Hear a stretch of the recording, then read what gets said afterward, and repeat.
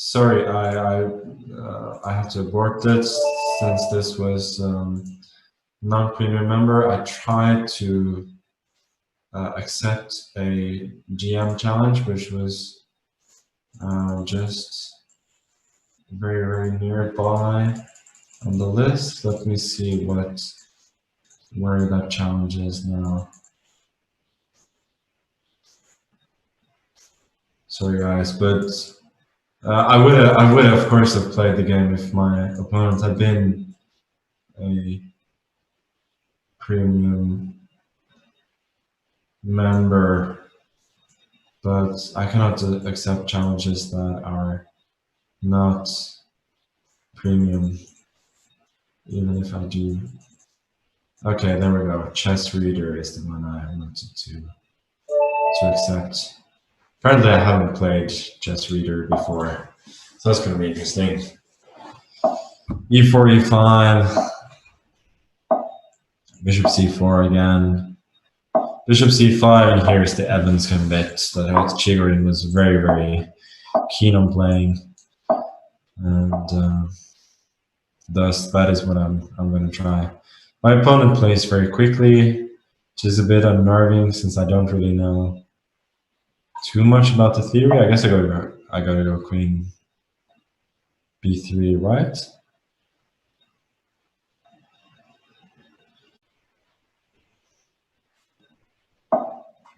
D6, take on E5. I think Bishop B6, is that supposed to be the move?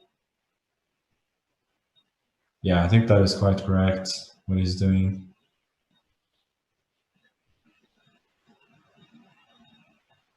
Don't know what to do here. Maybe A4 is reasonable. Whenever he goes for this, queen goes away, and I'm maybe threatening A5 in some lines. Okay, castles.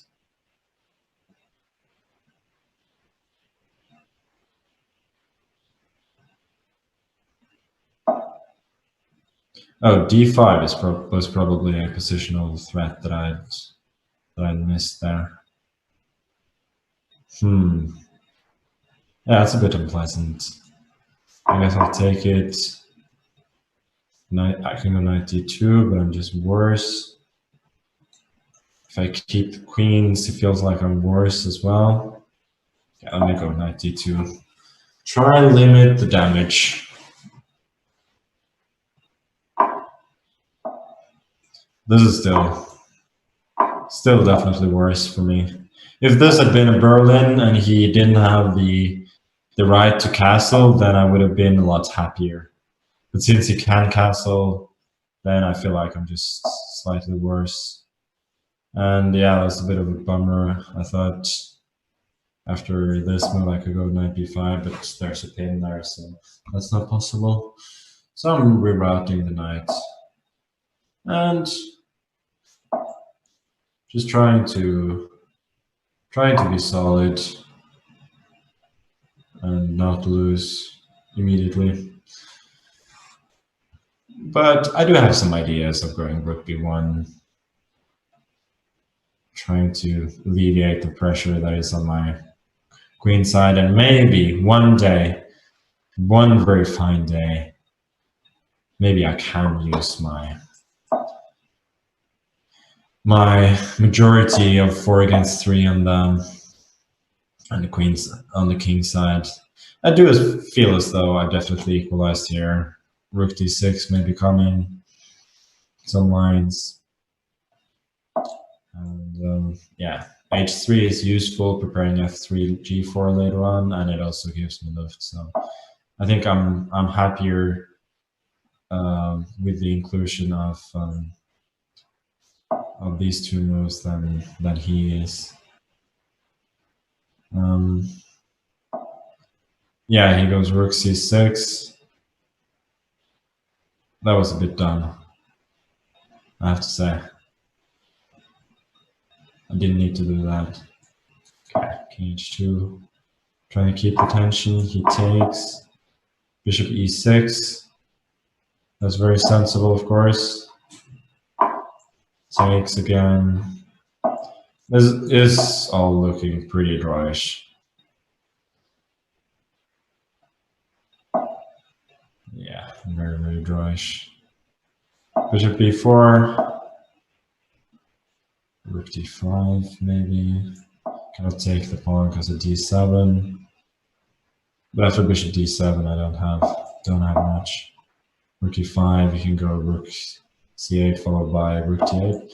Yeah, no, at least his pieces are a bit passive, so I can claim to have some initiative. Bishop e6. I guess I'll go king f4, continue to act.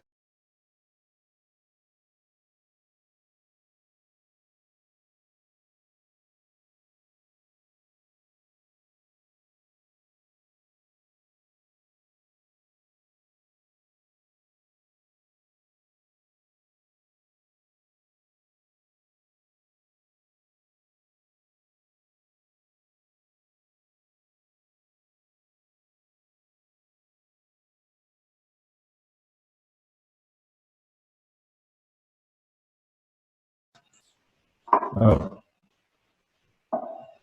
Now apparently my mouse is working again.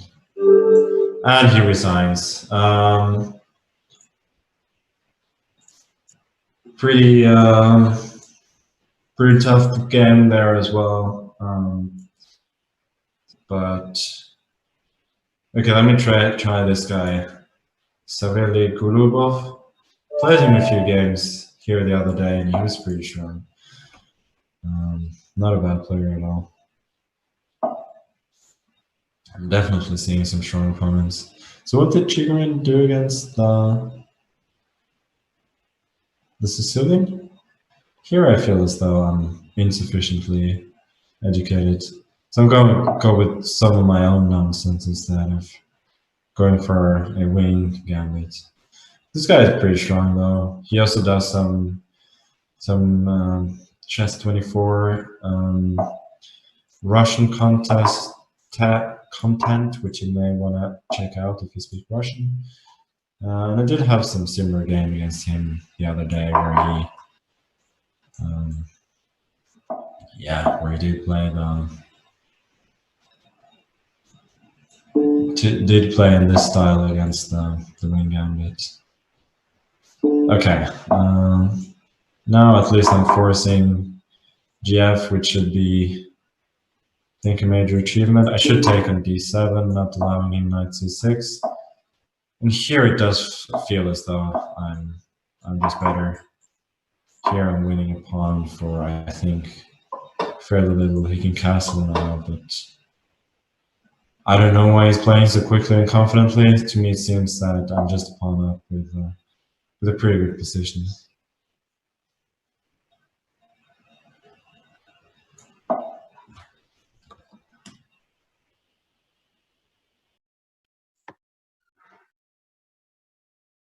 Apparently my camera has been switched off. It's a bit of a shame. It's not like I have anything to hide, huh? Okay, check. Then queen f3. If he takes on b5, I got rook b1, winning the pawn on b7. Should be pretty good. And here I do have knight c4. And just... Okay, he does have the plan of rook c5.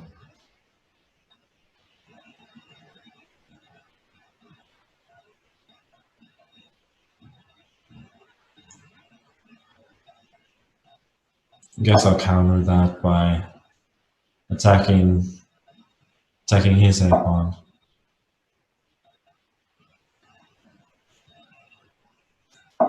I do feel as though if he takes on b5, I cannot take on a7, but I can go knight d6 and take on f5. So I'm not too worried about that.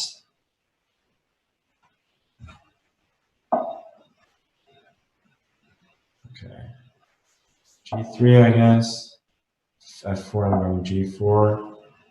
And now it's just trying to play solidly and try and make me lose some time. It's not a bad strategy at all.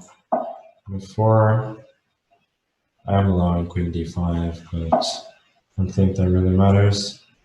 Yeah, king g1, preparing knight e5 in some lines. Also, queen b5 can be met by knight d6. So he is pretty much forced to remain passive here.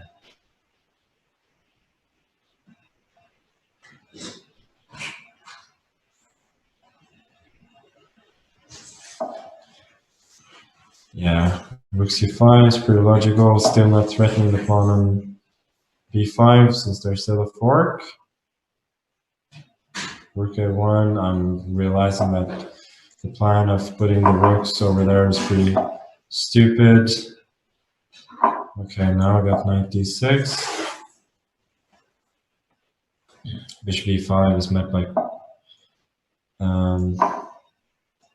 knight f5, so definitely winning there.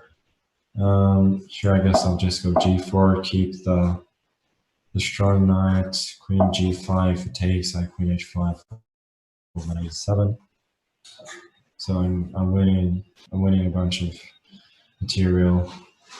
Queen f7 he has, but then I can at the very least go queen g7 followed by take twice and rook a7, and that's an easily winning ending. And even more importantly, it's really easy to play. Just take it, bring the pawn off the board, and not a worry in the world. I have plenty of time. Plenty of time. King e6. Yeah, 25 seconds, 26 seconds, that's more than enough to win the game. Okay, good. I'm gonna slow down now and expect a 5-minute challenge. So